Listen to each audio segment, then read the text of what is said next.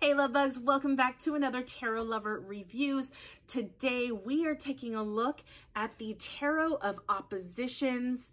It was created by these lovely people. I'm afraid to butcher their names, so I apologize, but you can definitely see their names down here at the bottom. But if you've heard of this tarot deck or you haven't heard of this tarot deck, hopefully this review and the flip through, the two flip throughs, yes, that's right, there's two, at the end of this video helps you to decide on whether or not this tarot deck is right for you. Now, if you want to skip to the flip through, that's totally fine. Take a look down in my description. I break down all of the suits into chapters and I explain the differences between the two flip throughs. But again, we're going to talk a little bit more about that. If you want to go ahead and do that, feel free. I break all those out into chapters to make it easier for you to locate where you would like to start. But right now, we're going to talk about the packaging. We're going to talk about the guidebook and the cards. The cards, more importantly, the backings, cardstock, size, the imagery, the naming conventions, everything. So if you're interested in the details, stick around. Otherwise, feel free to head on over to the flip through. Let's talk about the packaging. This is a perfect example of what I always talk about when it comes to the packaging that a tarot deck comes in, because you never know, you might just accidentally drop your tarot deck onto the floor. And if you have a thick tarot package holding on or containing your tarot cards, and it accidentally falls, you know it's well protected. So I've had this tarot deck for a bit and you can see I've accidentally dropped it not once, but twice. So you can see how the corners are not so sharp because I've accidentally dropped this deck. Well, the cards in this packaging a couple of times. So this is what the packaging looks like. Okay. Now you're going to find, I love the idea. This was, I always want to say subscribed. This was published by Los Scarabeo. So you can definitely find this on their website or you can find it online anywhere. I bought mine off of Amazon. But what I love about this packaging, because typically with tarot decks that come in boxes like this, the lid is on the top here, like the shorter part is at the top, right? This one, not so much, it's at the bottom. And I love that because it makes the larger part the cover, right? But not only that, but look at this. It's got the same effect, and I'll explain why there's two different ones. It has the same effect as the Tarot Z tarot deck that I reviewed recently. It has the same effect and I absolutely love that idea. I love the fact that they did this with their packaging. It really makes them stand out and it's different, right? So, oh, sorry, totally did not show you the interior. So you can see how thick that packaging is and how much it's important to have a thick package, because just in case you keep your tarot deck in the packaging, you know if it accidentally falls to the floor, the packaging is going to take the brunt of the force. The tarot deck is not going to get damaged should it fall to the floor. So, perfect example. That is your packaging. Let's talk about the guidebook. So here is the guidebook here. Los Scarabeo's logo, and this is pretty much what the guidebook looks like. Now, because Los Scarabeo is known for creating their tarot decks in multiple languages, that is what you're going to find within their guidebook. So in the beginning, I believe it's the beginning. Yes, the beginning portion is in English. You have English, Italian, Spanish, I was going to say Espanol, Spanish, Portuguese, and I'm guessing that's, I do not know what that is. I'm going to show you, just in case you know what that is. I don't know what language that is. So if you know what language that is, please leave it down in the comments so everybody who may want to know knows. So you have those several languages in the guidebook. Now, in regards to what you get with the guidebook, I'm trying to see if it's in the beginning or the end.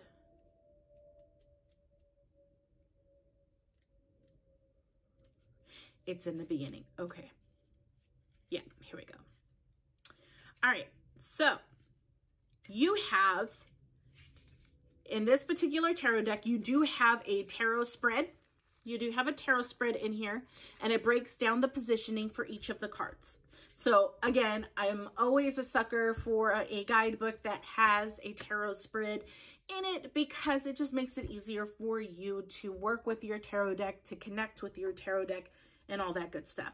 Now, in regards to what you receive within the guidebook, you get an upright and reverse explanation of each of the cards, okay? So it does not come with pictures, and I really wish it did come with pictures, because then it would help explain what you see on the cards, and I'll explain it a little bit. But you do get an upright explanation, like a paragraph of the upright and then a paragraph of the negative for each of the cards in this tarot deck. And that's pretty much it. Pretty straightforward when it comes to the explanation. Yeah, it's pretty pretty basic information. Let's talk about the cards. So first things first, let's take a look at the backings of the cards. I love the backings on this card, on this deck. Super pretty. As you can tell, it is gloss finish. So the cards do slip around fairly easily, but there's fanning powder that you can use to make sure that your cards don't slip around too easy. And I feel like with just wear and tear, utilizing this tarot deck a lot, the slipperiness will kind of go away with the friction. The cards are, I would say, your standard tarot card size. I have a comparison here of the Rider-Waite-Smith, and yeah, pretty much it is exactly the same. Exactly the same. So they are the tarot, your standard tarot card size. Cardstock. Cardstock is a little bit on the thicker side when it comes to this tarot deck. So you may or may not like it thicker. I find it, when it's thicker, it does make it a lot harder. The deck itself looks larger because of the cardstock. And if you shuffle in that riffle style shuffle, it does make it harder to bend to do that riffle shuffle. I don't want to do it because I'm going to spill my cards all over the place. So yeah, cardstock is a little bit on the thicker side, so you may or may not like that. It's not super thick to where you couldn't bend the cards. So there is some flexibility, but there's not a whole lot. You still feel that tension because of how thick the cards are. So that is the dimensions, that's the backings, the texture, cardstock. Let's talk about the imagery and the naming convention. Okay, so we're going to save the imagery for the last piece. Let's talk about the naming convention. Now, with the naming and the imagery, I always compare this to the standard Rider-Waite-Smith tarot deck. The reason why I do that is because a lot of the guidebooks out there that you can purchase separately, not saying that you have to use a separate guidebook, they're based off of the Rider-Waite-Smith naming convention and imagery. So it doesn't really help if the tarot deck that you're using doesn't necessarily utilize the same naming convention and imagery. You know, there are thousands of tarot decks out there with different imagery that don't always use the Rider-Waite-Smith imagery, but a lot of them do take inspiration from the Rider-Waite-Smith. Okay, so that is why I do a lot of comparison, because a lot of tarot readers, especially new tarot readers out there on their tarot journey, start with the Rider-Waite-Smith. And if you're looking to move away from, you know, that dated imagery from the RWS, you may want something a little bit more modern, more your style, but still want to utilize the same type of imagery. That's why I do these videos. That's why I do the comparisons. So yeah. All right, so let's talk about the naming convention. This will be quick because it is exactly the same as your Rider-Waite-Smith naming convention. So all the major arcana from the Fool to the World is exactly the same. For the minor arcana, exactly the same for the suits. Pentacles, Cups, Wands, and Swords. And your court cards are still the same. King, Queen, Knight, and Page. Okay, so pretty easy peasy. Let's talk about the imagery. Okay, so with this particular tarot deck, and the reason why I ended up purchasing it was because of its interesting way of doing reversals and uprights. So what they did, I'm trying to give you a good example here. We'll use the Knight of Swords. So the upright is on the top portion of the card, and the reversal imagery is on the bottom portion of the card. So if you were to shuffle this deck and you were to mix it up and everything, then when you got a reversal, you weren't necessarily looking at the same imagery as you would if you were to use like the Rider-Waite-Smith, you know what I mean? So if we use the Page of Cups, if it was reversed, this is how you're going to see it, right? In this case, they did it to where half of the card was one imagery and the other half was the other. So one was the upright, one was a reverse. So I felt like that was such a good idea to do and be able to just utilize that instead of trying to just kind of not look at the imagery of a positive card and try to determine what the negative side of it is. They kind of do it for you in this particular tarot deck. So yeah, that's why I say there are two videos in this particular review, because the first video is what I believe is upright. And then the second video is the cards again, but flipped over so that you saw the reversal side of each card. I do this because of the fact that some of these cards, I can't tell whether or not it's the upright or reversed, which is why I said in regards to the guidebook, I wish that they had the pictures of the cards with the guidebook, especially if they could split it between the upright and reversal so that you know which one is which.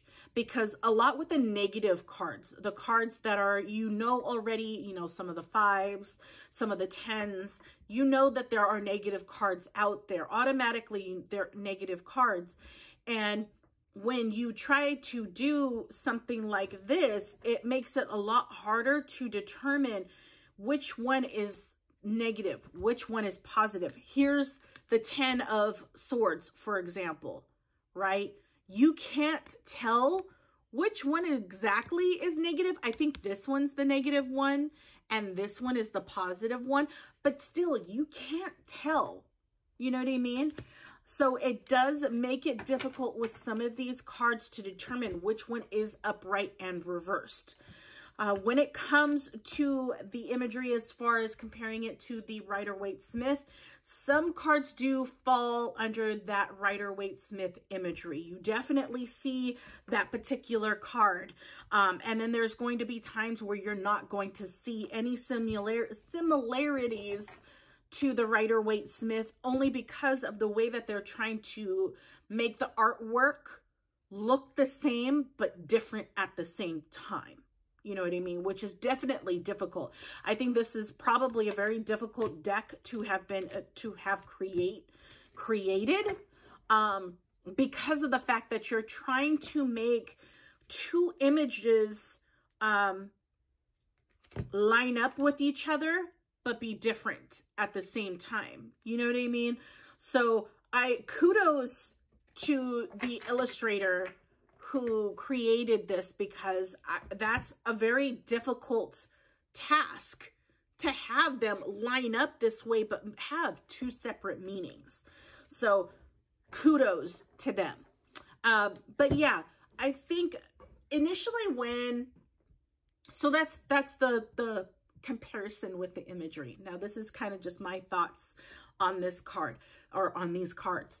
I feel like in the beginning, I was just like all for it. I thought it was such an interesting concept. I thought I would just absolutely love this deck and be able to learn more about the tarot and each of the cards because of the imagery being, you know, different on either side. But I found that to be not the case when I was utilizing this. And please, by all means, do not take anything that I say to heart. If you enjoy the imagery that you see within the flip through that comes up and you want this tarot deck, get it, honey. Do not let me stop you from purchasing because of what I say. This is just what I have found, what I have felt with this tarot deck, and that's why it is what it is. Anyways, with that being said, initially I thought that this was, well, I still think it's a great concept, but when I started to use the cards, I started to get distracted and confused and thrown off, because when you're looking at the reversal and the upright in the same card at the same time, it, at least for me, confused me. It confused me utilizing this deck because I could see both, you know, even though the other one was upside down, and I, you know, even if it was upside down, I could still see it. I was still getting that in my head, and I feel like I was being distracted from what the reading should be based off of what I was getting. Yeah. Anyways, but yeah, it's a great idea, and somebody out there will enjoy and love this concept and utilizing this tarot deck, but I find it very hard to utilize, so I don't utilize it as much. It's just kind of part of my collection, and I guess when I'm ready to utilize it again, I will, but at this point, I don't necessarily use it at all. I just really wanted to see all the cards and see what it was all about. And yeah, now that I've seen the cards, try to use the cards, I found it a little bit difficult for me. But yeah, that's why I do these reviews, to give you guys an idea and give you that flip through so you can see what I'm talking about and make that decision yourself. So yeah, hopefully this review has helped you in some way. And if it has, leave a like and take a look at my channel, see if there are any other tarot reviews that I've done that you might be interested in. If you don't see a tarot deck that I've yet to do, leave me a comment. Let me know what that tarot deck is. I'll check to see if I have the tarot deck. If I don't, I'll look to see if I should buy it. I already have a lot of tarot decks, guys, but I also want to make sure that I enjoy utilizing the tarot deck as well. I don't necessarily want to buy it just because someone wanted a review on it. You know what I mean? I want to be able to utilize it in my day-to-day practice, and yeah, so I will take a look and see if it's something that I need in my collection. And if I do, I will be sure to pick that up and do a review on it. And yeah, other than that, guys, without further ado, here is the flip through. Enjoy, and don't forget, there's 2 of them. Enjoy, and I'll talk to you guys later. Bye, guys.